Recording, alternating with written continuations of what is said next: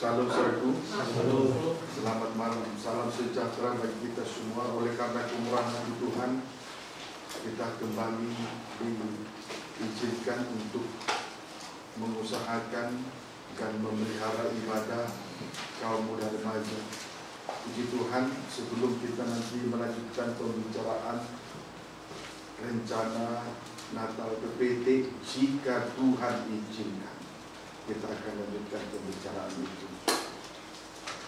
Kita kembali memperhatikan firman penggembalaan untuk ibadah kaum muda remaja tentang studi Yusuf dari Kejadian pasal 41 ayat 45. Yusuf di Mesir sebagai penguasa. Ya.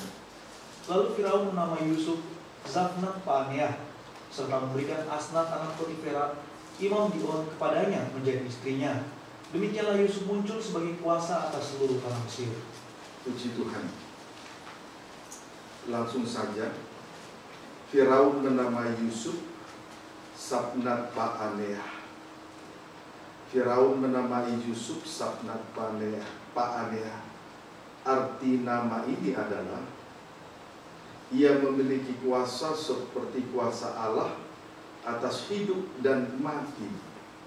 Ia memiliki kuasa seperti kuasa Allah atas hidup dan mati.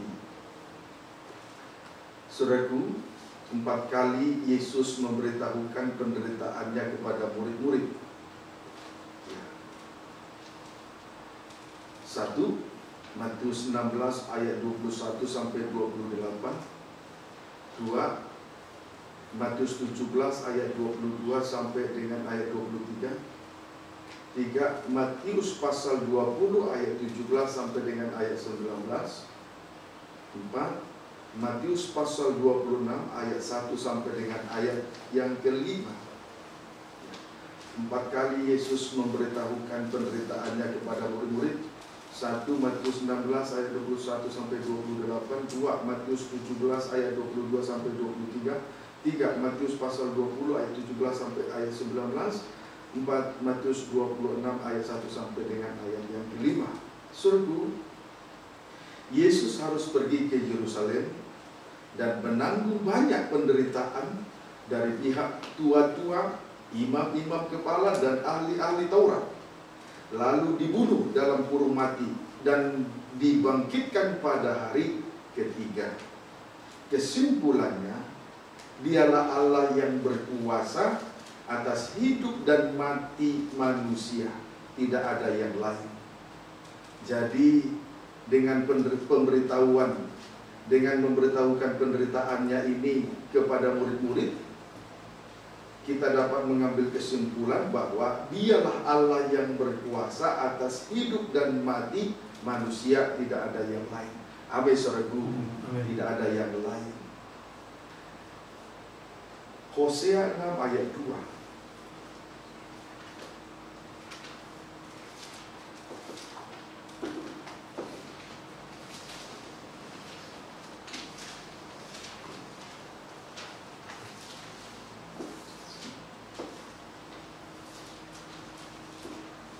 Hosea pasal 6 ayat yang kedua, silakan.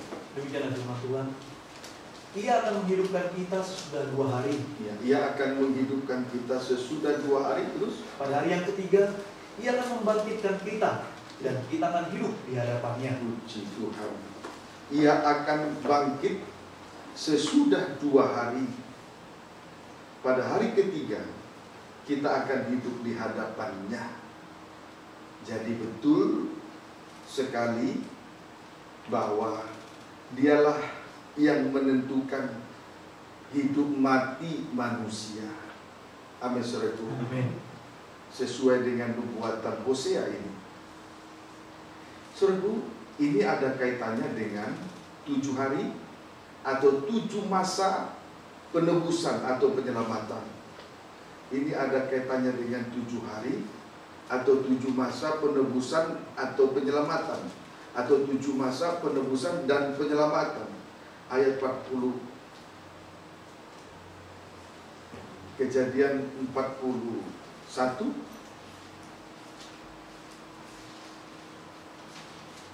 Kejadian 41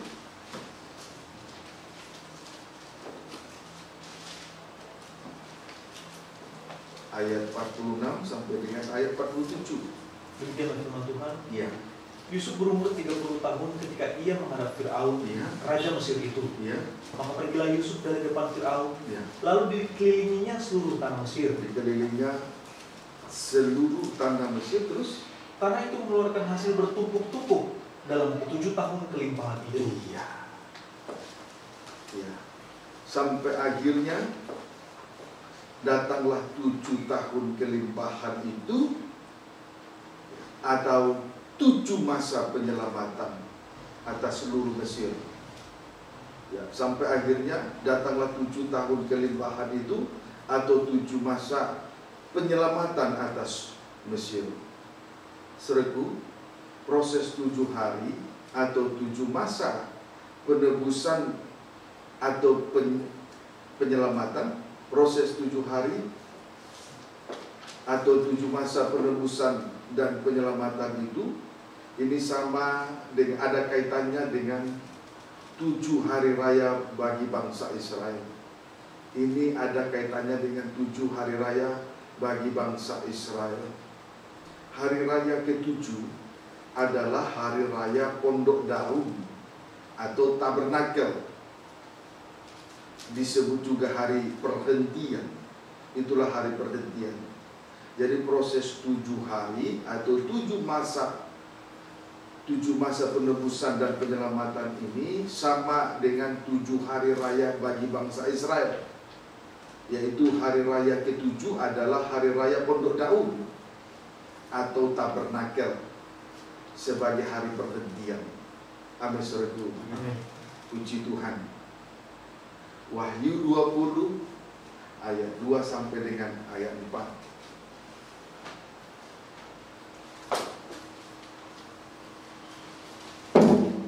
Wahyu 20 ayat 2 sampai dengan ayat 4. Silakan. Kerajaan 1000 tahun. Ya. Ia menangkap naga, si ular tua itu. Si ular tua itu terus, yaitu iblis dan setan. Iblis atau setan terus. Dan ia mengikatnya 1000 tahun lamanya. 1000 tahun lamanya. Terus, lalu melemparkannya ke dalam jurang maut. Ya. Dan menutup jurang maut itu dan memeteraikannya di atasnya, supaya ia jangan lagi menyesatkan bangsa-bangsa sebelum berakhir masa 1000 tahun itu. Tidak diikat selama 1000 tahun dan tidak dilepaskan. Ayat 4. Lalu aku melihat tahta-tahta dan orang-orang yang duduk di atasnya. Ya. Kepada mereka diserahkan kuasa untuk menghakimi. Aku juga melihat jiwa-jiwa mereka, Ya. yang telah dipenggal kepalanya, Ya. karena kesaksian tentang Yesus dan karena firman Allah, Ya. yang tidak menyembah binatang itu dan patungnya, dan yang tidak juga menerima tandanya pada dahi dan tangan mereka. Terus, Dan mereka hidup kembali dan memerintah sebagai raja bersama-sama dengan Kristus untuk masa 1000 tahun. ya. Di sini kita melihat bahwa naga itu ditangkap dan diikat 1000 tahun lamanya. Inilah yang disebut kerajaan 1000 tahun damai. Pada masa kerajaan 1000 tahun damai, naga itu ditangkap dan diikat 1000 tahun lamanya. Inilah yang disebut kerajaan 1000 tahun damai. Ada damai, sebab naga itu sudah diikat. Ya, amin saudaraku. Nah, 1000 tahun damai sama dengan hari ke-7, sama dengan hari perhentian. Ya, amin saudaraku. Ya, 1000 tahun damai itu menunjuk hari ke-7, sama dengan hari perhentian, hari ke-7 atau hari perhentian. Ya. 2 Petrus 3 ayat 8 sampai 9.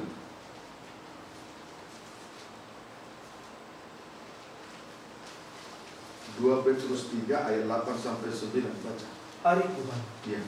Akan tetapi saudara-saudara Lihat, yang dikasihi, hari Tuhan ya, 1 hari bagi 1000 hari bagi manusia, 1 hari 1000 tahun bagi manusia sama dengan 1 hari bagi Tuhan. Sebaliknya, baca 2 Petrus 3 ayat yang ke-8 terus. akan tetapi saudara-saudaraku yang dikasihi, Ya. Yang satu ini tidak boleh kamu lupakan, tidak boleh dilupakan. Terus, yaitu bahwa di hadapan Tuhan satu hari sama seperti 1000 tahun, sama dengan 1000 tahun. Terus, dan 1000 tahun sama seperti satu sama hari. dengan 1000 hari.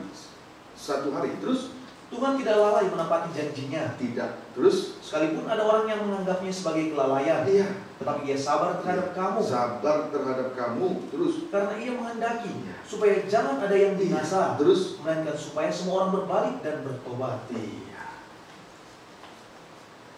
Jadi Tuhan tidak lalai menepati janjinya tentang kerajaan 1000 tahun damai, yaitu hari ke-7.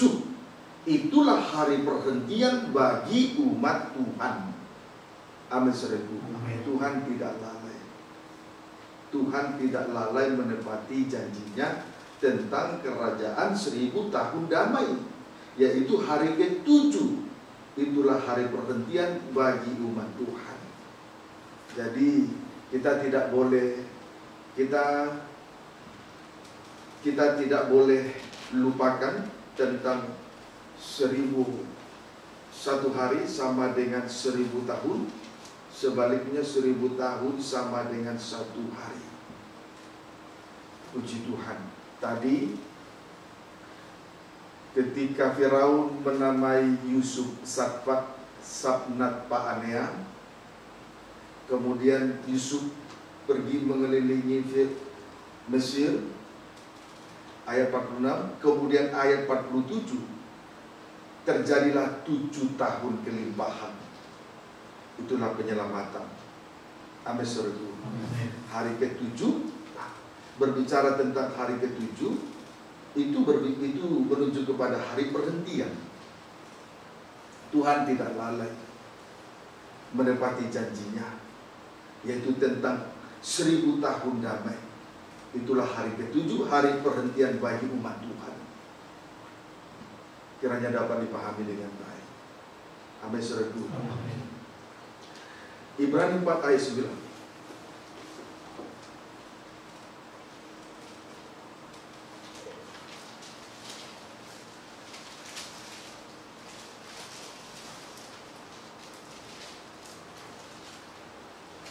Ibrani 4 ayat yang ke-9, pembacaan dimulai ayat yang ke-7. Silakan.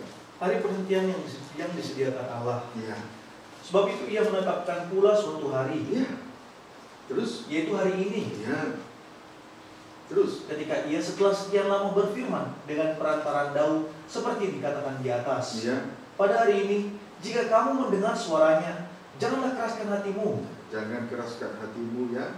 Amin, saudaraku. Amin. Jangan keraskan hati. Amin, saudaraku. Amin.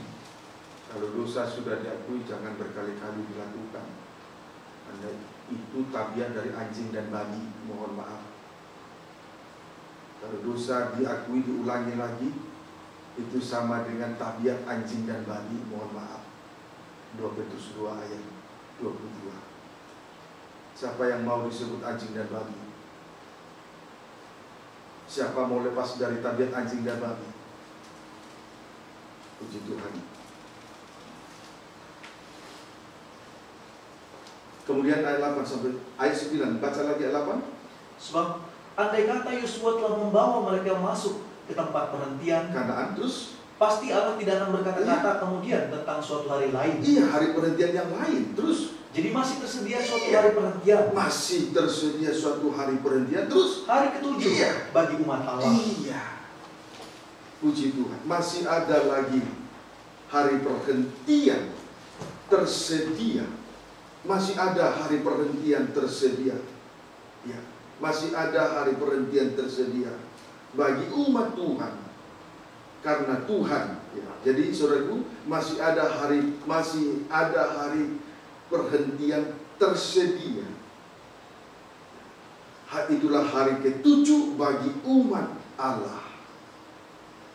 Sebab itu di dalam 2 Petrus 3 jelas di sana dikatakan Tuhan tidak lalai menepati janjinya, yaitu tentang hari perhentiannya.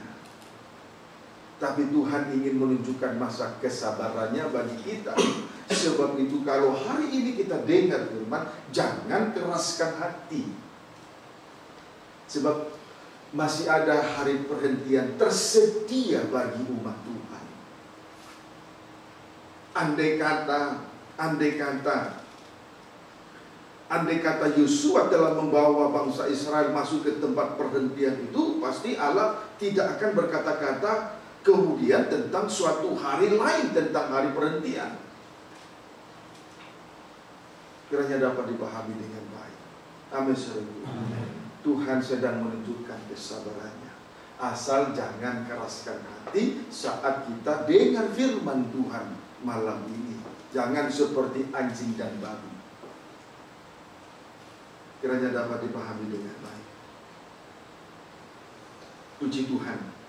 Karena Tuhan masih menyediakan hari ke-7, maka tentu ada 6 hari mendahulunya untuk mencapai hari ke-7 itu. Karena Tuhan menyediakan hari ke-7, maka ada 6 hari mendahulunya untuk mencapai hari ke-7 itu. Ya, amin saudaraku. Diawali dengan hari raya yang diawali dengan hari pertama. Kalau dikaitkan dengan 7 hari raya bangsa Israel, itulah hari raya Paskah. Amin saudaraku. Ada 7 hari raya bagi bangsa Israel. Ya, itulah yang pertama adalah hari raya Paskah. Puji Tuhan. Tadi saya ulangi, Tuhan menyediakan hari ke-7, hari perhentian, maka ada 6 hari mendahulunya. Untuk mencapai hari ke-7 itu diawali dengan hari pertama. Kalau dikaitkan dengan 7 hari raya bangsa Israel, berarti itu terkena pada hari raya Paskah. Paskah. Puji Tuhan. Keluaran 12. Ya, Keluaran 12. Tadi kita sudah lihat nubuatan Hosea ya. 2 hari bekerja, hari ketiga kita dihidupkan di hadapannya. Sekarang hari raya Paskah. Keluaran 12 ayat 3 sampai dengan ayat 6.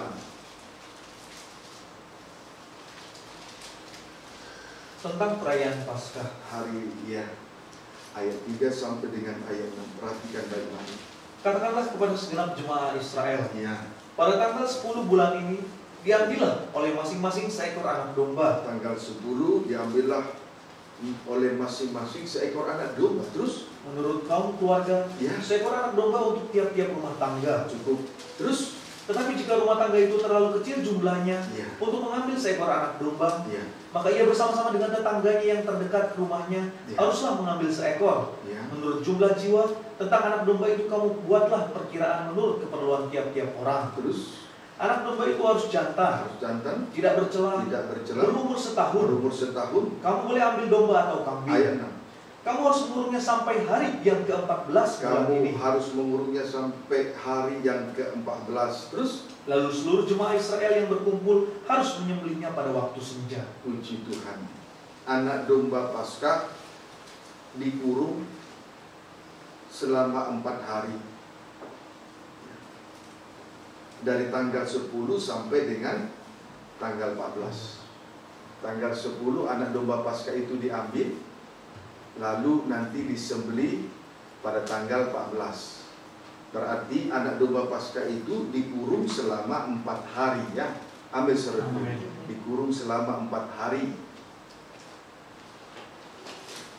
4 hari itu dimulai dari kejatuhan Adam ke dalam dosa, kejatuhan Adam ke dalam dosa, sampai dengan Yesus Kristus disalibkan. Amin saudaraku. 4 hari itu 4 hari. Dari hari pertama sampai dengan hari keempat itu dimulai dari kejatuhan Adam ke dalam dosa sampai dengan Yesus Kristus disalibkan. Itu 4 hari.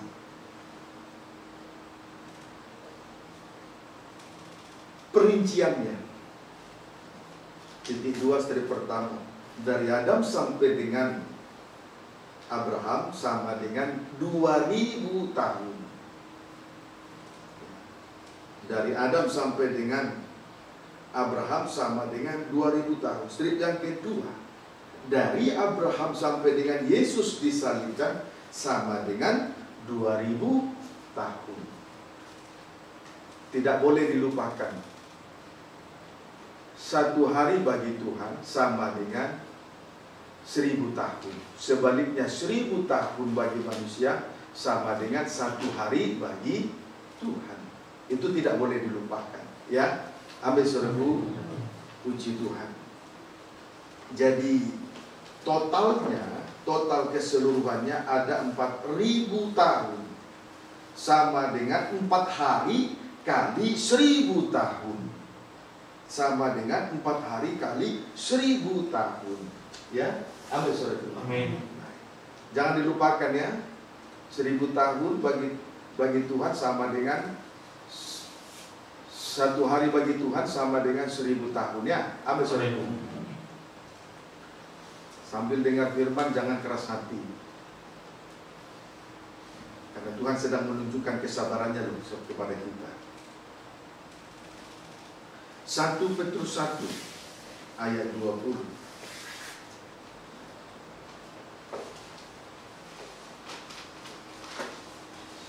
Jangan sia-siakan isi hati Tuhan. Kita semua disiapkan, hati kita disiapkan untuk menerima firman Tuhan.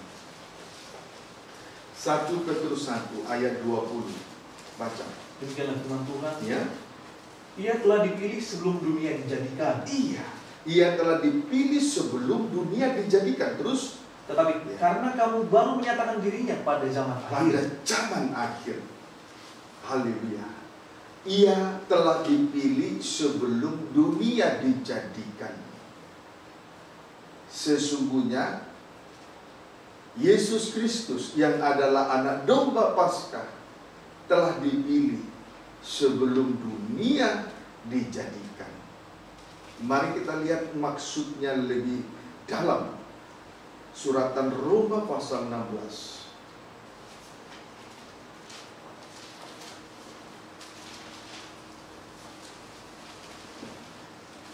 Ayat 25 sampai 26. Baca. Segala kemuliaan bagi Allah. Amin. Bagi Dia yang berkuasa menguatkan kamu, Ya. menurut Injil yang kumasyurkan, Ya. dan pemberitaan tentang Yesus Kristus, Ya. sesuai dengan pernyataan rahasia yang didiamkan Rahasia berabad-abad yang lamanya. didiamkan berabad-abad. Terus, Tetapi yang sekarang telah dinyatakan, iya, dan yang menurut perintah Allah yang abadi iya, telah diberitakan iya. oleh kitab-kitab para nabi Terus, kepada segala bangsa untuk Iya. membimbing mereka kepada ketaatan iman. iya. Perhatikan kalimat rahasia yang didiamkan berabad-abad lamanya. Artinya pilihan itu telah ditetapkan dari sejak semula. Amin, saudaraku. Amin. Pilihan Allah jatuh kepada Yesus Kristus itu telah ditetapkan dari sejak semula.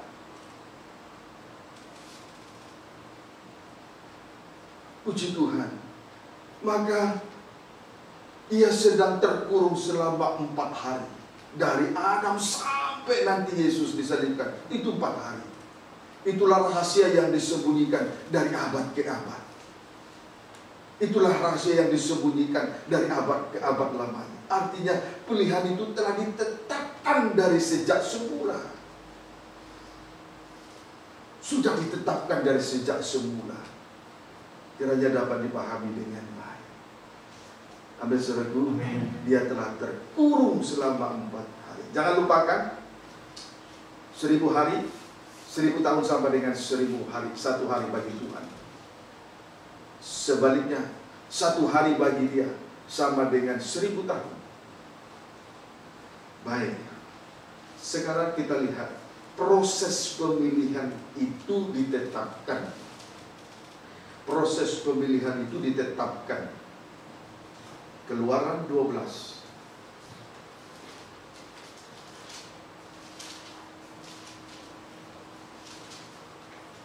Hargai apa yang telah dikerjakan oleh Allah di dalam Kristus Yesus bagi kita semua. Jangan anggap najis darah perjanjian itu. Keluaran pasal 12 ayat yang ke-5. Demikian firman Tuhan. Ya. Anak domba itu harus jantan. Anak domba itu harus jantan. Terus Tidak bercela. tidak bercela. Berumur setahun. Berumur setahun. Kamu boleh ambil domba atau kambing. Anak domba itu harus loh. Jadi bukan kira-kira, tetapi anak domba itu harus titik 2. A. Harus jantan. B. Tidak bercela. C. Berumur setahun. Inilah proses pemilihan itu. Sehingga pilihan itu jatuh kepada Yesus Kristus. Dialah anak domba Paskah. Sekarang kita akan melihat satu persatu, 3 perkara ini satu persatu tentang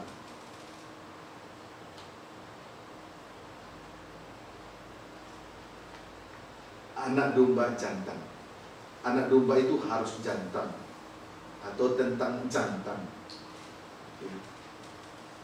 Sama dengan laki-laki. Anak domba itu jantan sama dengan laki-laki. Menunjuk kepala. Itu menunjuk kepala sama dengan suami. Ya, amin saudaraku. Anak domba itu harus jantan sama dengan laki-laki. Menunjuk kepala sama dengan suami. Efesus pasal yang ke-5 ayat 22 sampai dengan ayat 23. Kasih Kristus adalah dasar hidup suami istri. Iya. Hai istri, tunduklah kepada suamimu seperti kepada Tuhan. Puji Tuhan. Inilah kerinduan dari seorang suami, kiranya nanti pemuda mendapat istri yang tunduk. Ayat 23. Karena suami adalah kepala istri. Suami adalah kepala istri. Terus sama seperti Kristus adalah kepala jemaat. Iya. Dialah yang menyelamatkan tubuh. Puji Tuhan. Kristus adalah kepala jemaat. Dialah yang menyelamatkan tubuh. Kristus adalah kepala jemaat. Dialah yang menyelamatkan tubuh. Jadi Kristus ini sama dengan Kristus itu menuju kepala sama dengan suami. Amin saudaraku. Sama dengan mempelai laki-laki surga. Berarti anak domba jantan. Anak domba itu harus jantan. Kemudian sedangkan jemaat sama dengan tubuh, sama dengan istri. Puji Tuhan. Jadi yang menyelamatkan tubuh adalah kepala. Kristus adalah kepala. Dialah suami yang menyelamatkan tubuhnya. Efesus 1 ayat 22 sampai 23. Efesus 1 ayat 22 sampai dengan 23. Baca. Dan segala sesuatu telah diletakkannya di bawah kaki Kristus. Ya. Dan dia telah diberikannya kepada jemaat. Ya, dia telah diberikan kepada jemaat. Terus sebagai kepala Kristus dari segala telah yang diberikan ada. kepada jemaat sebagai kepala dari segala yang ada. Ya. Kristus adalah kepala yang telah ditentukan untuk menyelamatkan umatnya. Jadi ia telah ditetapkan untuk menyelamatkan umatnya. Tidak ada yang lain. Amin saudaraku. Maka anak domba Paskah itu harus jantan. Puji Tuhan. Sekarang ayat yang ke-18. Dan supaya ia menjadikan mata hatimu terang, Ya. agar kamu mengerti pengharapan apakah yang terkandung dalam panggilannya. Iya. Betapa kayanya kemuliaan bagian yang ditentukannya bagi orang-orang kudus. Iya. Perhatikan ya. Betapa kayanya kemuliaan bagian yang ditentukannya bagi orang-orang kudus. Puji Tuhan. Dan betapa hebat ayat 19, dan betapa hebat kuasanya bagi kita yang percaya sesuai dengan kekuatan kuasanya. Puji Tuhan. Kiranya dapat dipahami dengan baik. Dialah kepala, dialah suami yang telah ditentukan oleh Allah untuk menyelamatkan tubuhnya. Itulah sidang jemaat yang adalah mempelai perempuannya. Haleluya. Kemudian ayat 20, yang dikerjakannya di dalam Kristus, ya, dengan membangkitkan Dia dari antara orang mati dan mendudukan Dia di sebelah kanannya di surga. ya. Puji Tuhan. Saudaraku, dari ayat 19 sampai 20, tadi ayat 18 terlebih dahulu ya, supaya menjadikan mata hatimu terang, agar kamu mengerti pengharapan apakah yang terkandung dalam panggilannya. Kemudian perhatikan kalimat berikutnya, betapa kayanya kemuliaan bagian yang ditentukannya bagi orang-orang kudus. Kemudian ayat 19 sampai 20, dan betapa hebat kuasanya bagi kita yang percaya sesuai dengan kekuatan kuasanya yang dikerjakannya di dalam Kristus, yang dikerjakan oleh Allah di dalam pribadi Yesus dengan membangkitkan Dia dari antara orang mati dan mendudukan Dia di sebelah kanannya di surga. Ini berbicara, ini tidak lain tidak bukan, ini berbicara tentang kuasa salib yang menyelamatkan. Ini berbicara tentang kuasa salib yang menyelamatkan sesuai dengan kekuatan kuasanya. Inilah berbicara tentang kuasa salib yang menyelamatkan. 1 Korintus 1 ayat 24.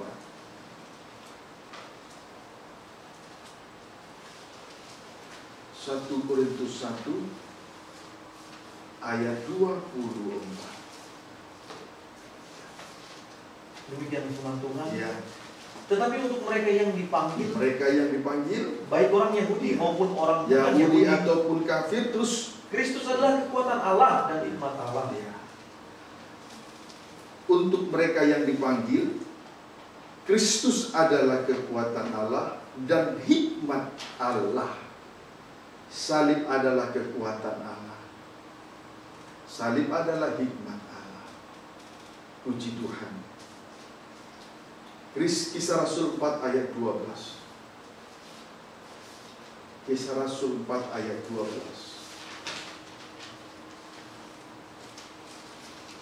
Kisah Rasul 4 ayat yang ke-12.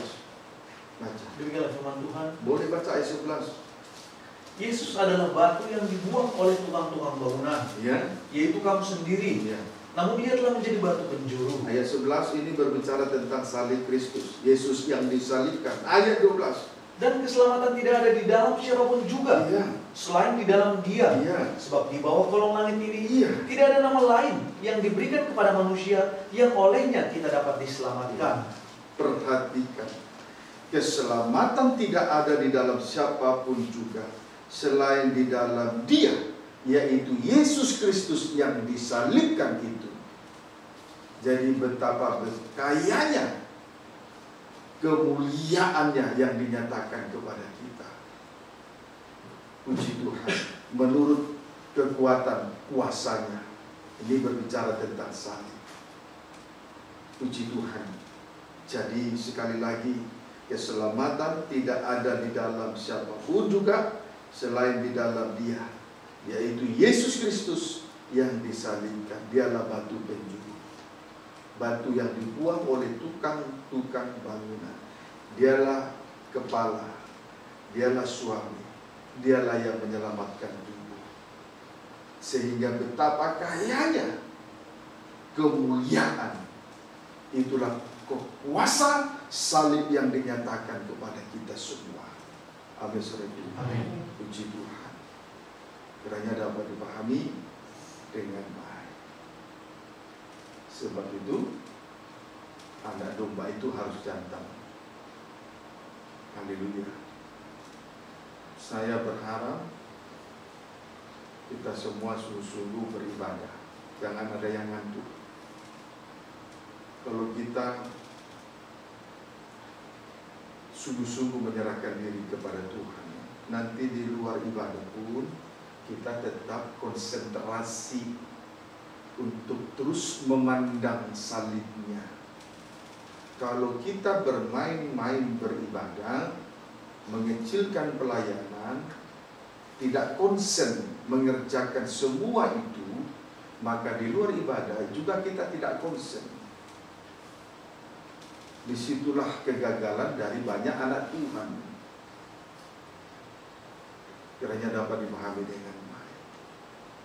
Bersyukurlah kita sudah melihat proses pemilihan itu. Yang pertama, anak domba Paskah harus jantan. Kristus adalah kepala gereja.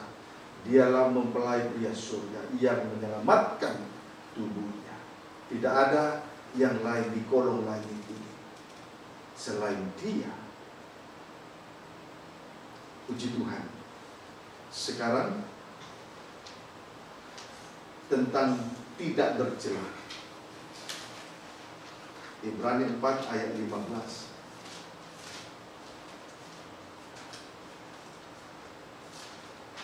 Ibrani 4 ayat 15.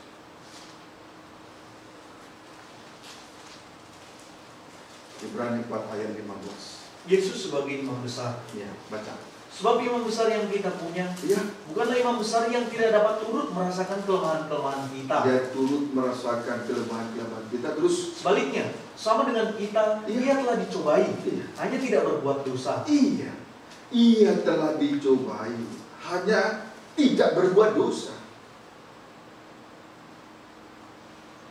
Setelah Yesus, setelah berpuasa 40 hari 40 malam, laparlah ia.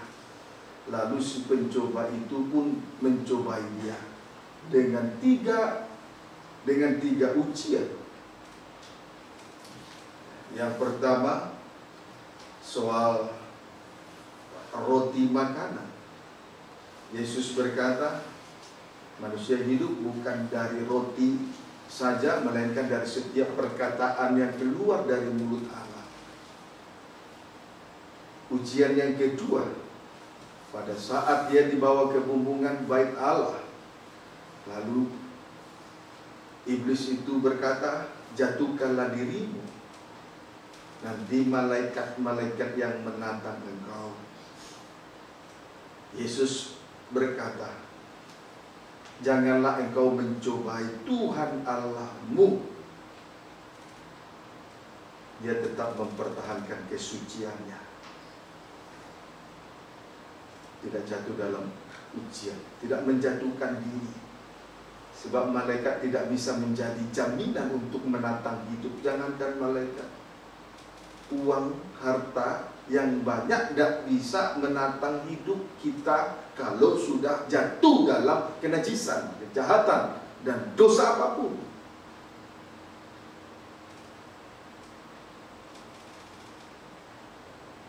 Barang fana tidak mempunyai darah untuk menebus dosa. Amin, saudaraku. Haleluya. Kemudian kalau kita perhatikan di sini, sebagai imam besar, dia turut merasakan kelemahan-kelemahan kita. Bahkan dia sama dengan kita, dia sama dengan manusia. Cuma hanya manusia Yesus Kristus adalah manusia yang tidak berbuat dosa, tidak bercela. Amin, saudara. Sekarang Ibrani 7 ayat 24. Ibrani 7 ayat 24. Tetapi karena ia tetap selama-lamanya, Iya. imamatnya tidak dapat beralih kepada orang lain. Iya. Ya. Sebagai pengantara, imamatnya tidak dapat beralih kepada orang lain, tidak dapat diwakilkan. Puji Tuhan, saudaraku, ibadah dan pelayanan ini adalah tanggung jawab yang harus kita pikul di pundak kita masing-masing. Kita harus memberi pertanggungan jawab kepada Tuhan, besar kecil siapapun kita.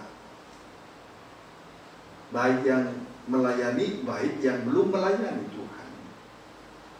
Persis seperti Adam dan Hawa ditempatkan di Taman Eden, tujuannya adalah untuk mengusahakan dan memelihara taman di Eden. Tapi syaratnya harus memperhatikan perintah dan larangan. Perintah yaitu semua pohon dalam taman ini boleh kamu makan buahnya dengan bebas. Itulah buah pohon kehidupan dan buah pohon yang menarik dan yang baik untuk dimakan. Buah pohon kehidupan menunjuk firman Allah dan kebenarannya harus dinikmati dengan bebas, sehingga kita hidup oleh firman. Firman itu hidup di dalam hidup kita. Kemudian yang menarik dan yang baik untuk dimakan buahnya menunjuk Roh Allah dengan segala pekerjaannya, dengan bebas manunggal dalam kehidupan kita masing-masing. Amin, saudaraku. Puji Tuhan. Haleluya. Saudaraku, itu soal tanggung jawab. Kalau soal berkat, soal tanggung jawab tidak boleh diwakilkan. Kalau berkat boleh dibagi-bagi. Amin, saudaraku. Haleluya. Saudaraku, saya teringat ketika Musa diutus. Awal mula Musa diutus, dia berdiri di hadapan Allah. Dan tempat dia berdiri di hadapan Allah adalah tempat kudus. Puji Tuhan, tempat dia berdiri di hadapan Allah adalah tempat kudus. Sebetulnya tanah di mana Musa berdiri dengan tanah di mana kita berdiri malam ini tidak ada bedanya. Yang membedakan tempat itu kudus adalah hadirat Tuhan. Tuhan percayakan imamat kudus kepada kita, maka kita juga harus memberi pertanggungan jawab kepada Dia. Soal berkat boleh dibagi-bagi, tanggung jawab tidak boleh diwakilkan. Puji Tuhan. Jangan anggap enteng darah perjanjian. Amin, saudaraku. Kemudian ayat 26 sampai 27 boleh baca kembali ayat 2, boleh baca mulai ayat 25. Karena itu ia atau tulis Ibrani pasal 7 ayat 25 sampai 27. Ya. Karena itu ia sanggup juga menyelamatkan dengan sempurna semua orang yang oleh dia datang kepada Allah. Terus, sebab ia hidup senantiasa untuk menjadi pengantara mereka. Ya, hidup senantiasa menjadi pengantara. Hidup senantiasa berarti tugasnya tidak lain, tidak bukan hanya untuk membawa berita perdamaian, tidak lebih tidak kurang. Bukan membawa berita huru-hara, keonaran dan kelaliman. Terus, sebab imam besar yang demikianlah yang kita perlukan. Itu yang kita butuhkan. Dan sebaliknya Tuhan membutuhkan imam-imam yang memberi pertanggungan jawab kepada Dia. Terus, yaitu yang saleh, tanpa salah, ya, tanpa noda, ya, yang terpisah dari orang-orang berdosa, terus, dan lebih tinggi daripada tingkat-tingkat sorga, terus, yang tidak seperti imam-imam besar yang lain, ya, yang setiap hari harus mempersembahkan korban untuk dosanya sendiri, ibadahnya lahiriah saja. Terus, dan sesudah itu barulah untuk dosa umatnya, tidak mengandung janji. Terus, sebab hal itu telah dilakukannya satu kali untuk selama-lamanya. Yesus cukup satu kali mengerjakannya. Terus, ketika ia mempersembahkan dirinya sebagai korban. Puji Tuhan, sebagai imam besar, ia telah mempersembahkan dirinya sebagai korban yang tak bercacat celah. Sebagai pengantara ia telah mempersembahkan dirinya sebagai korban yang tak bercacat celah. Puji Tuhan. Mari kita lihat. Sebagai imam besar, titik 2. Titik pertama, ia hidup saleh. Ia hidup saleh. Strip yang kedua, ia hidup tanpa salah. Ia hidup tanpa salah. Strip yang ketiga, tanpa noda. Tidak terpengaruh dengan hal-hal yang tak suci. Dalam kurung, tidak terpengaruh dengan hal-hal tak suci. Strip yang keempat, terpisah dari orang-orang berdosa. Ya. Strip yang keempat, terpisah dari orang-orang berdosa. Strip yang kelima, lebih tinggi dari tingkat-tingkat surga, sama dengan sempurna. Sehingga kalau kita perhatikan ayat yang ke-5, yang ke-25 ini, ia sanggup menyelamatkan dengan sempurna semua orang yang oleh dia datang kepada Allah. Sebab ia hidup senantiasa untuk menjadi pengantara mereka. Perhatikan kalimat, sebab ia hidup senantiasa untuk menjadi pengantara mereka. Berarti ia sadar bahwa dia adalah seorang imam besar. Tugasnya adalah untuk memperdamaikan dosa manusia. Kalau kita sadar bahwa kita telah ditetapkan sebagai imam-imam untuk melayani dia di tempat kudus, maka kita tidak akan pernah menyakiti, bahkan memilukan hati Tuhan. Kalau kita sadar, kecuali kalau abnormal dan tidak sadar lagi, sudah hilang ingatan. Mungkin dia melakukan yang tidak bisa diingat oleh manusia sadar. Amin. Perhatikan, ia hidup senantiasa untuk menjadi pengantara mereka. Berarti sadar bahwa dia adalah imam besar. Tugasnya untuk memperdamaikan dosa manusia. Ayo saya minta, yang sudah melayani, sadarilah bahwa kita dipanggil untuk melayani Tuhan sebagai pengantara. Berarti memperdamaikan dosa manusia kepada Allah. Bukan saja memperdamaikan diri kita, tetapi memperdamaikan dosa manusia kepada Allah. Berarti rela menjadi korban. Kiranya dapat dipahami dengan baik. Itu sebabnya dia dapat memperdamaikan dosa manusia kepada Allah dengan sempurna. 1 Petrus 1 ayat 19.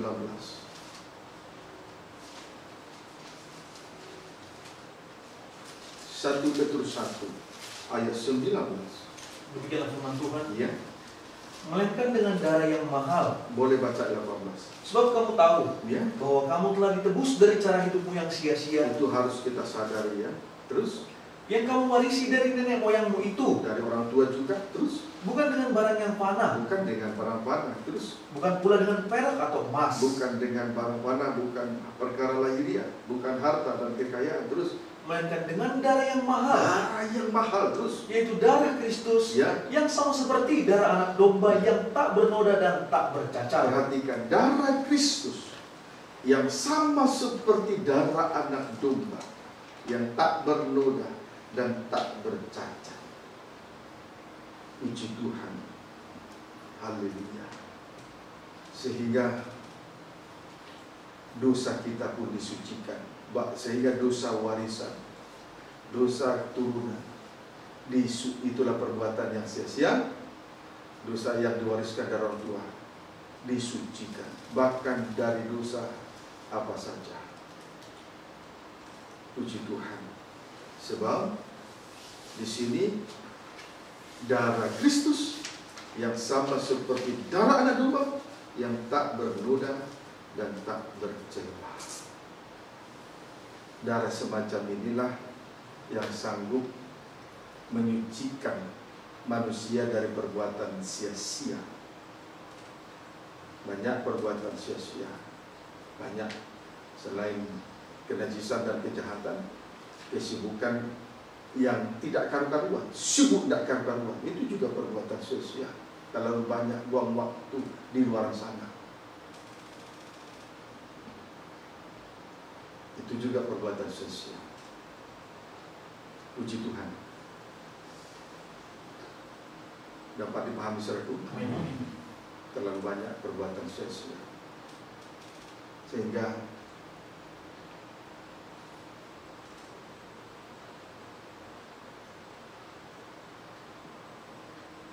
tanpa kita sadari,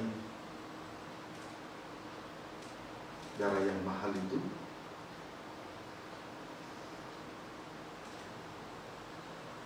kita injak-injak, menganggap najis darah perjanjian, diinjak-injak, ya, diinjak-injak. Kalau tubuh lahiriah menginjak-injak terlihat jelas, tapi kalau perbuatan dosa karena diperintah roh najis, itu sangat dibenci oleh Tuhan, menyakiti hati Tuhan. Amin saudaraku. Apalagi dengan sadar melakukannya. Puji Tuhan. Saudaraku, kenapa ada di sini penyebutan, kenapa disebut darah Kristus yang sama seperti darah anak domba yang tak bernoda dan tak bercacat? Kalau kita kaitkan dengan Yesaya 53 ayat 7, ketika ia dibawa ke pembantaian, dia membiarkan dirinya ditindas dan tidak membuka mulutnya. Tidak membuka mulutnya berarti daging tidak bersuara, tidak bersungut-sungut, tidak menggerutu dalam pengorbanannya di hadapan Allah Bapa. Puji Tuhan. Orang yang panas hati, sungut-sungut, suka menggerutu, darah yang mengalir di dalam diri orang semacam ini, begitu banyak dosa.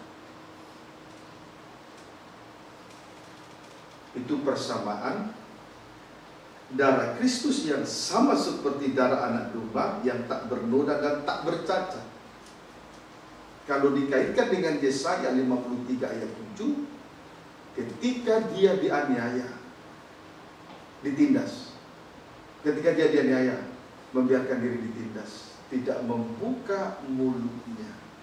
Tidak membuka mulut artinya tidak bersungut-sungut, tidak menggerutu, tidak ngomel dalam pengorbanannya kepada Allah Bapa. Puji Tuhan. Jadi dari situlah terlihat tanda kesucian atau tanpa cacat celah pribadi dari seorang imam di tengah ibadah dan pelayanannya kepada Tuhan. Dari situ terlihat dengan jelas.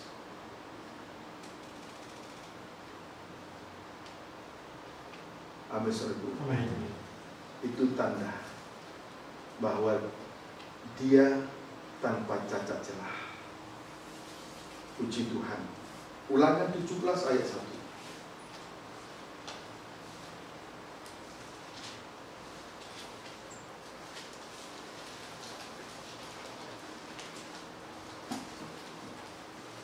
Silakan. Demikianlah firman Tuhan. Ya. Janganlah engkau mempersembahkan bagi Tuhan Allahmu lembu atau domba yang ada cacatnya atau sesuatu yang buruk, sebab yang demikian adalah kekejian bagi Tuhan Allahmu. Saudaraku, mempersembahkan lembu atau domba yang ada cacatnya atau sesuatu yang buruk, itu adalah kekejian bagi Tuhan Allah. Puji Tuhan. Jadi, melayani dengan sadar hidup di dalam berbuat kenajisan, melayani dengan sadar melakukan kejahatan. Ibadah pelayanan yang seperti ini bukan menyenangkan hati Tuhan. Sebaliknya, ibadah semacam ini, pelayanan semacam ini adalah kekejian bagi Tuhan.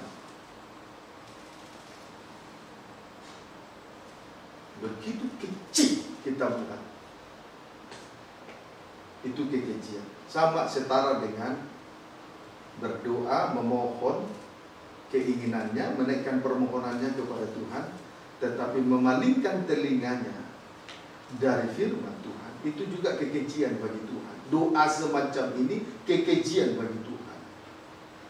Menaikkan permohonan kepada Tuhan, menaikkan banyak permohonan, minta ini itu, tetapi telinganya dipalingkan dari firman, itu juga kekejian.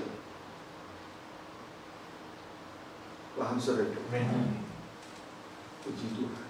Bayangkan saudara, sadar berbuat jinah najis, tapi melayani. Persembahan seperti ini kekejian, bukan kesalahan. Jadi sudah kesalahan, jadi sudah lebih dari kesalahan, sudah menjadi kekejian. Ketika antikris berdiri di tempat kudus selama 3,5 tahun, mereka itu menghentikan korban sehari-hari, yaitu korban santapan dan korban sembelihan, sehingga mereka disebut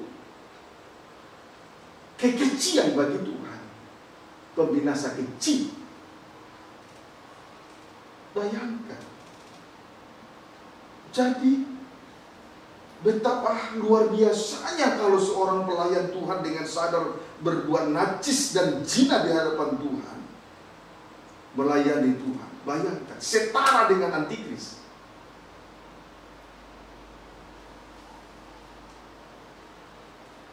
Bayangkan itu, setara dengan antikris. Kiranya dapat dipahami dengan baik, supaya kita sadar. Puji Tuhan. Amin saudaraku. Amin. Kita belajar berkaca kepada firman, jangan berkaca kepada pengorbananmu. Demikianlah tentang tanpa cacat celah. Sekarang tentang berumur setahun. Berumur setahun menunjuk kedewasaan penuh. Tentang berumur setahun menunjuk kedewasaan penuh. 1 Korintus 13 ayat 11. 1 Korintus 13 ayat 11. Ruth, belajar engkau nikmati firman Tuhan. Jangan hanya mengikuti aturan, nikmati firman Tuhan itu yang begitu hebat, darahnya tercurah atas kita untuk menyucikan segala kejahatan, kenajisan kita, kebodohan kita. 1 Korintus 13 ayat 11. Demikian firman Tuhan. Silahkan.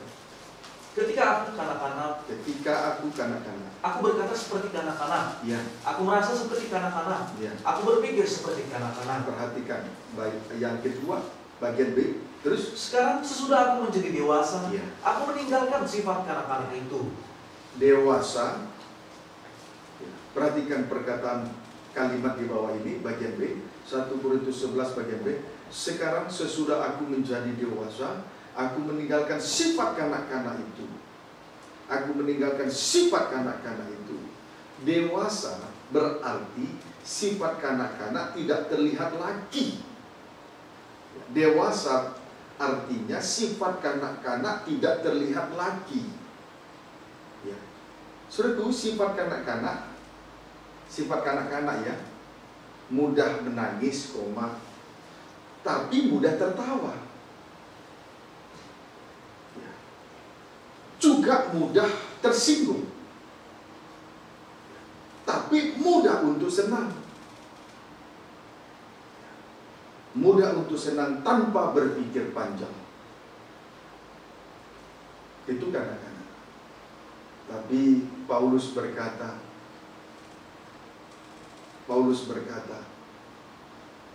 sekarang sesudah aku menjadi dewasa, aku meninggalkan sifat kanak-kanak itu. Puji Tuhan. Siapa yang di sini kaum muda terkhusus, sebentar tertawa, tapi mudah emosi, sebentar emosi. Kemudian sebentar mudah senang tanpa berpikir panjang. Itu sifat kanak-kanak. Tidak berlapang dada. Puji Tuhan. Tapi Paulus, dia dewasa. Berarti sifat kanak-kanak tidak terlihat lagi. Efesus 4 ayat 13 sampai 14.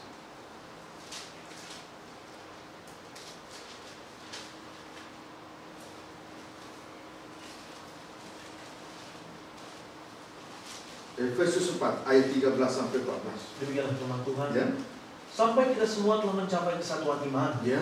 dan pengetahuan yang benar tentang Ya. anak Allah, Terus kedewasaan penuh, terus dan tingkat pertumbuhan yang sesuai dengan kepenuhan Kristus. dewasa penuh ayat 14. Sehingga kita bukan lagi anak-anak Ya.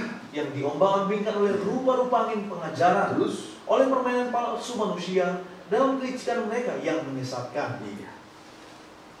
Puji Tuhan. Kedewasaan penuh berarti titik 2 strip pertama, bukan lagi kanak-kanak yang diombang-ambingkan oleh rupa-rupa angin pengajaran palsu. Rupa-rupa angin pengajaran palsu. Hati-hati dengan angin-angin pengajaran palsu. Simon Petrus saja bisa tenggelam oleh angin sepoi-sepoi, bukan angin yang kencang. Puji Tuhan. Itu Simon Petrus. Kita ini siapa? Haleluya. Jangan sampai anggap enteng didikan, putus asa terhadap didikan, anggap enteng terhadap didikan, putus asa terhadap didikan Tuhan. Lalu mulai mencari angin-angin sepoi, rugi sendiri nanti. Bukan hari ini, tapi sekali waktu kita akan mengetahui kerugian itu nanti. Banyak angin-angin sepoi datang dari keluarga, bisa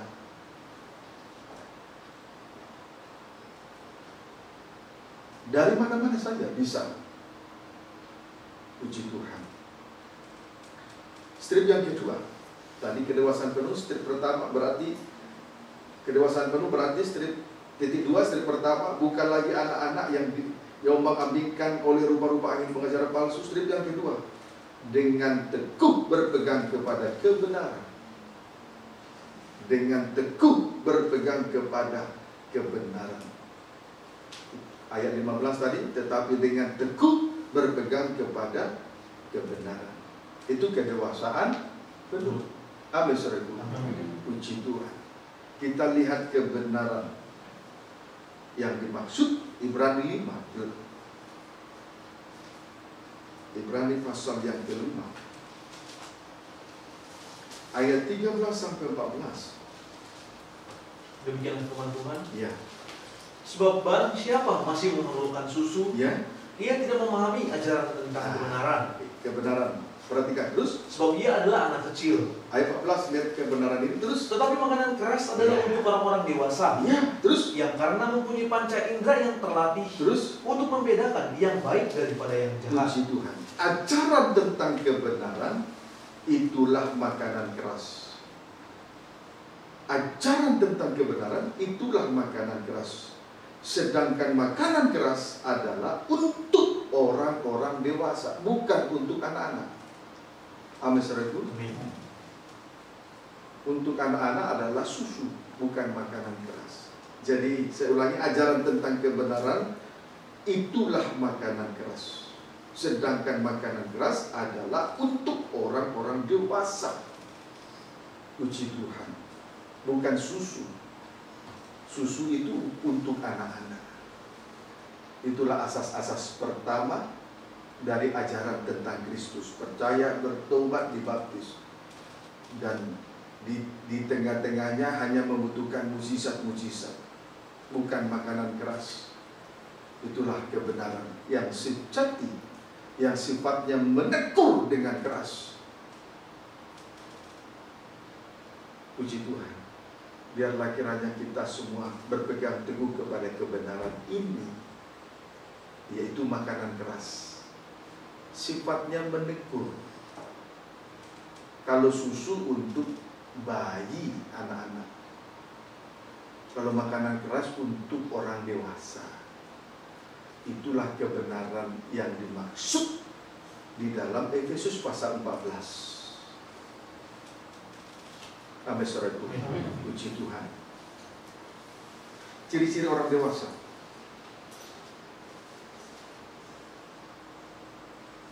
Memiliki panca indera yang terlatih. Ciri-ciri orang dewasa, dalam kurung dewasa rohani. Titik 2, memiliki panca indera yang terlatih. Titik. Adapun panca indera yang terlatih, yaitu titik 2. Adapun panca indera yang terlatih, yaitu titik 2. Strip pertama, ayat 1, supaya nanti terlihat jelas yang dimaksud dengan panca indera. Adapun panca indera yang terlatih, yaitu titik 2, 1, mata yang terlatih. 1, mata yang terlatih. Sama dengan menjadi terang dunia. Sama dengan menjadi terang dunia. Itulah ketujuh roh Allah yang diutus ke seluruh bumi. Itulah ketujuh roh Allah yang diutus ke seluruh bumi. 7 pelita menyala di atas kaki dia. Itulah 7 roh Allah yang diutus ke seluruh bumi. Jadi kehidupan yang menjadi terang dunia itu adalah orang-orang yang diurapi Tuhan, orang-orang yang diutus ke seluruh bumi. Puji Tuhan. Jangan sampai berbuat sesuatu di tempat yang gelap atau menyembunyikan dosa. Itu tidak baik. Amin, saudaraku. Puji Tuhan. 2, telinga yang terlatih. Sama dengan dengar-dengaran. Sama dengan dengar-dengaran. Titik garis baru. Kita melayani Tuhan dengan dasar dengar-dengaran. Bukan melayani, bukan dasar. Kita melayani dasarnya bukan melayani dengan dasar karena kekuatan, dengan dasar karena kemampuan, tetapi kita melayani dengan dasar dengar-dengaran. Amin, saudaraku. Puji Tuhan. Jadi segala sesuatu yang kita kerjakan harus sesuai dengan maunya Tuhan, bukan maunya kita. Itu telinga yang terlatih. Puji Tuhan. Yesus telah meminum cawan Allah. Artinya Yesus harus menanggung penderitaan yang tidak harus ia tanggung. Sehingga dengan demikian kehendak Allah terlaksana. Diawali dengan kata, "Ya Bapakku." Perkataan "Ya Bapakku" menunjukkan bahwa sebagai anak, Yesus dengar-dengaran kepada Bapa. Puji Tuhan. Samuel kecil juga dengar-dengaran. Dengar-dengaran kepada Bapa jasmani, dengar-dengaran kepada Bapa rohani, dengar-dengaran kepada Bapa di surga. Puji Tuhan. Inilah telinga yang terlatih. Kemudian 3, mulut yang terlatih. Mulut yang terlatih berarti di mulut ada firman. Berarti di mulut ada firman. Puji Tuhan, di mulut ada firman. Haleluya. Kalau di mulut ada firman, berarti di dalam hati ada firman. Di dalam hati ada firman. Sehingga apa yang keluar dari mulut, sebab apa yang keluar dari mulut itu berasal dari dalam hati. Kemudian 4, hidung yang terlatih. Hidung yang terlatih sama dengan hidup di dalam doa penyembahan yang benar. Sama dengan hidup di dalam doa penyembahan yang benar. Ukuran penyembahan yang benar adalah selama 1 jam. Adalah selama 1 jam atau berjaga-jaga selama 1 jam. Puji Tuhan. Kemudian 5 atau panjang atau 5, kulit pipi yang terlatih. Kulit pipi atau perasaan yang terlatih itu menunjuk kepada orang yang tinggal di dalam kasih. Itu menunjuk kepada orang yang tinggal di dalam kasih Allah. Titik. Sekarang kegunaan kasih. Kalau kita jadi kulit pipi yang terlatih atau perasaan yang terlatih, ya, itu menunjuk kepada orang yang tinggal di dalam kasih Allah. Titik kegunaan kasih, titik 2. Strip pertama, menutupi banyak sekali dosa atau mengampuni orang berdosa. Strip yang kedua, sebagai pengikat yang mempersatukan dan yang menyempurnakan kita semua. Puji Tuhan. Kalau anggota tubuh yang berbeda-beda itu telah menjadi satu karena diikat oleh kasih, maka disebutlah tubuh Kristus yang sempurna. Maka jangan sampai ada yang memisahkan kita dari kasih Allah. Entah aniaya, penindasan, kelaparan, ketelanjangan, dan lain sebagainya, termasuk roh najis. Biarlah kita semua sebagai anggota tubuh yang berbeda-beda ini menjadi satu karena diikat oleh kasih. Jadi betul kasih itu fungsi gunanya sebagai pengikat yang mempersatukan dan menyempurnakan. Amin. Amin. Puji Tuhan. Jangan terpisah dari kasih Allah, baik oleh apapun, termasuk karena kenajisan. Puji Tuhan. 1 Korintus 13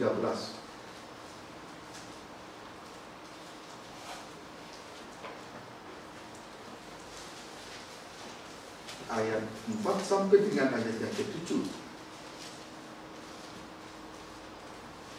Boleh baca ayat 3 mulai. 1 Korintus 13 ayat 4 sampai 7. Kasih. Ya. Dan sekalipun aku membagi-bagikan segala sesuatu yang ada padaku, Ya.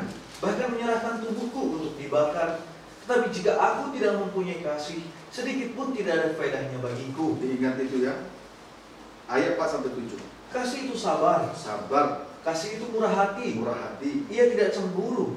Ia Tidak cemburu. memegahkan 3. diri. Tidak memegahkan diri. 4. Dan tidak sombong. 5. Tidak sombong. Ia Terus tidak melakukan yang tidak sopan. 6. Dan tidak mencari keuntungan diri sendiri. 7.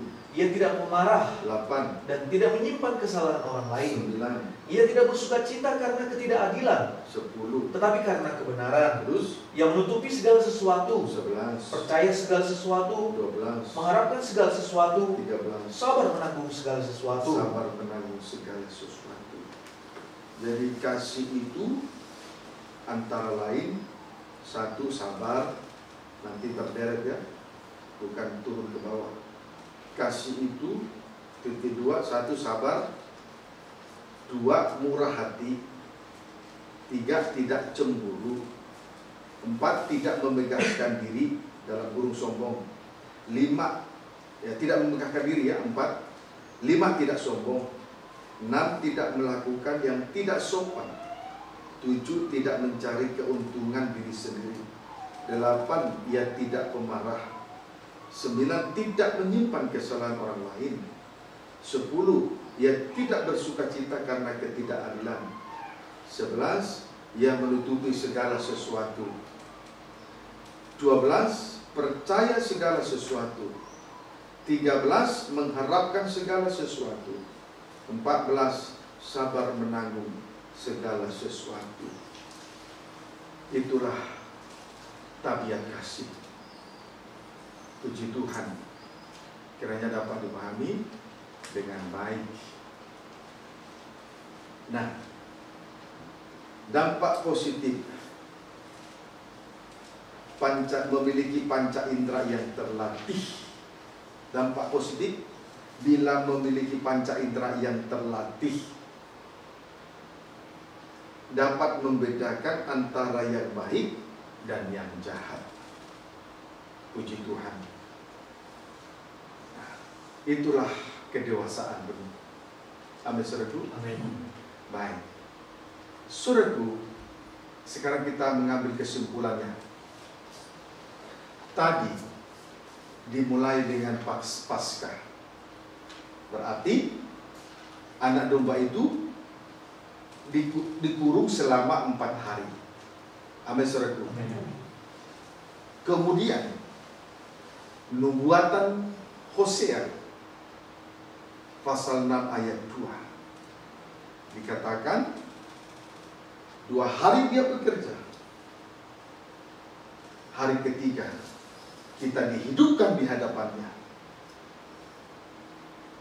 Sama dengan 4 hari dikurung ditambah 3 hari, sama dengan 7 hari.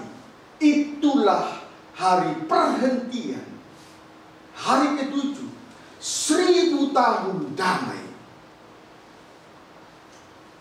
Amin, saudaraku. Amin. Puji Tuhan. Jadi ketika Firaun menamai Yusuf Sabnat Pa'anea, berarti dia memiliki kuasa seperti kuasa Allah. Dia memiliki kuasa seperti kuasa Allah atas hidup dan mati. Mati dan hidup. Sampai membawa kita pada hari ke-7, hari perhentian, 1000 tahun damai. Amin, saudaraku. Amin. Puji Tuhan. Luar biasa. Tuhan menyatakan kemurahan bagi kita. Tidak ada seperti Dia. Kasihnya sungguh luar biasa. Itu sebabnya tadi dalam Ibrani pasal 4 ayat 9 masih tersedia hari lain. Yang dimaksud adalah 1000 tahun damai. Kalau andai kata Yosua membawa bangsa Israel kepada hari perhentian, itulah tanah Kanaan, maka Tuhan tidak berkata tentang hari yang lain, yaitu 1000 tahun damai. Amin, saudaraku. Puji Tuhan. Haleluya. Saya sungguh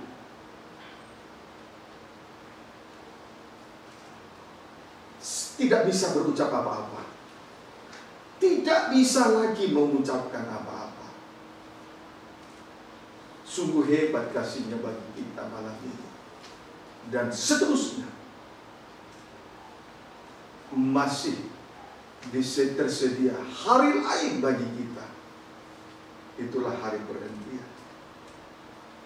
Ketika Yusuf diberi nama Sabnat Pa'anea, selanjutnya Yusuf pergi dari hadapan Firaun. Ayat Kejadian 41 46. Kemudian Kejadian 41 ayat 47. Disitulah 7 tahun kelimpahan. Proses penyelamatan. Proses sampai kepada hari perhentian. Amin. Puji Tuhan. Jadi kita lihat Injil Lukas pasal 13 ayat 32.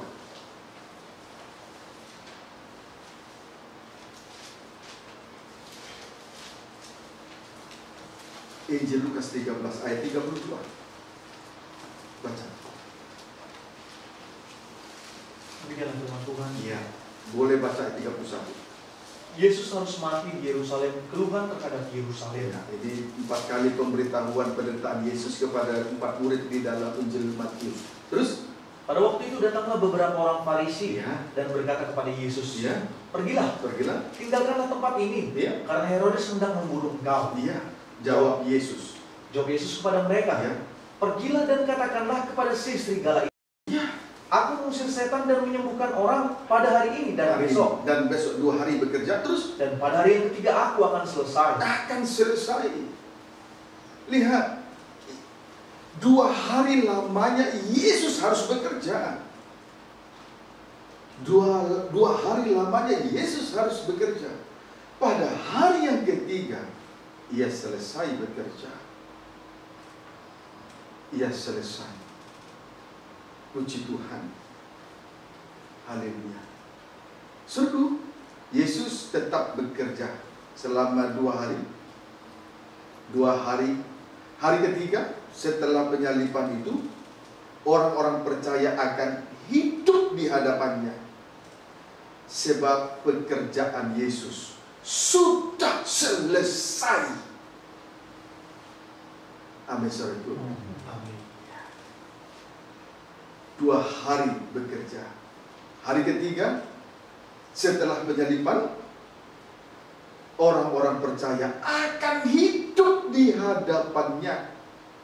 Sebab pekerjaan Yesus sudah selesai.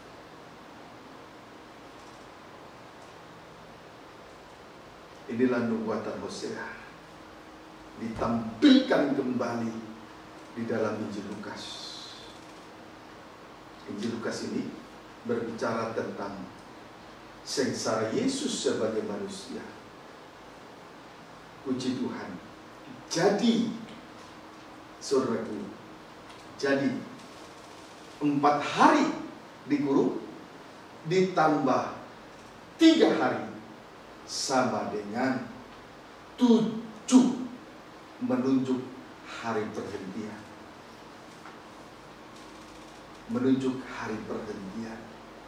Ibrani 4 ayat 9. Ibrani 4 ayat yang ke-9. Baca. Demikian firman Tuhan. Ya. Jadi masih tersedia suatu hari perhentian, Ya. hari ke-7 bagi umat Allah. Jadi saya tandaskan kembali, masih tersedia suatu hari perhentian, yaitu hari ke-7 bagi umat Allah. Ya, amin saudaraku. Dan prosesnya dari 4 hari dikurung plus ditambah 3 hari mati dan bangkit, sama dengan 7 hari perhentian. Itu menuju hari perhentian. Masih di ayat 9 ini masih tersedia suatu hari perhentian, hari ke-7 bagi umat Allah. Itulah 1000 tahun kerajaan, 1000 tahun damai. Jadi Tuhan tidak lalai terhadap janjinya, tetapi Tuhan sedang menunjukkan masa kesabarannya bagi kita malam ini. Hanya persoalannya, jangan keraskan hati saat kita dengar firman Tuhan.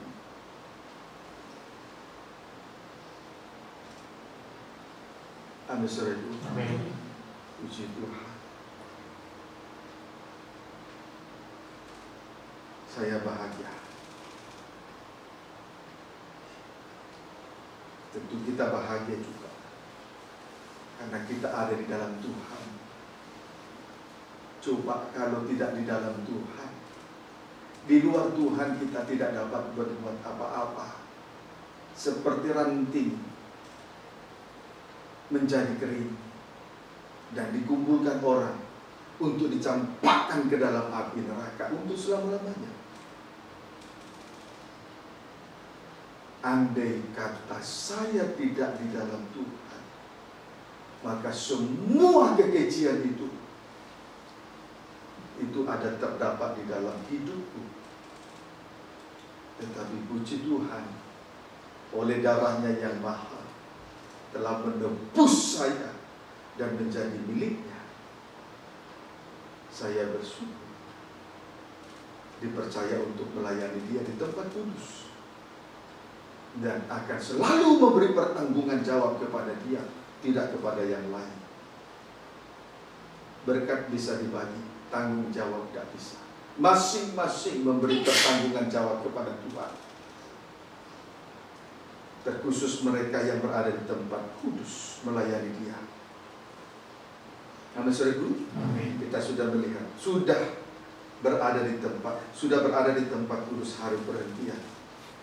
Kalau kita betul-betul memperhatikan 4 hari dikurung ditambah 3 hari mati dan bangkit,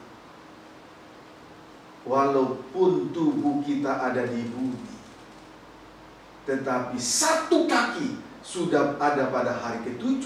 1000 kerajaan, 1000 tahun damai.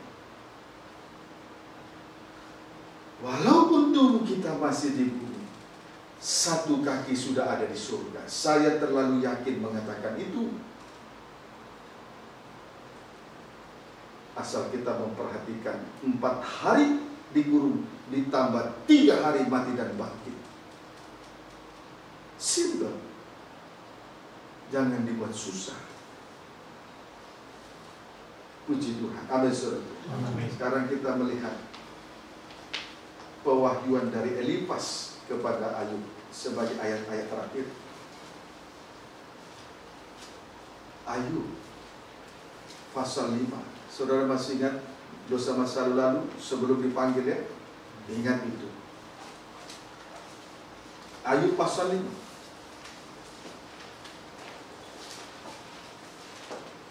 Ayat yang ke-19. Demikianlah firman Tuhan. Ya. Dari 6 macam kesesakan. 6 macam, tadi hari ke-7 berarti sebelumnya tersedia 6 hari. Ini harus diperhatikan. Dari 6 macam kesesakan, terus engkau diluputkannya. Terus dan dalam 7 macam engkau tidak kena malapetaka. Iya, engkau tidak kena malapetaka. Kalau saudaraku, pada hari ke-7 kelepasan kita sempurna, tidak kena lagi malapetaka. Amin, saudaraku. Tidak lagi kena malapetaka. Puji Tuhan. Keluaran 12 ayat 15.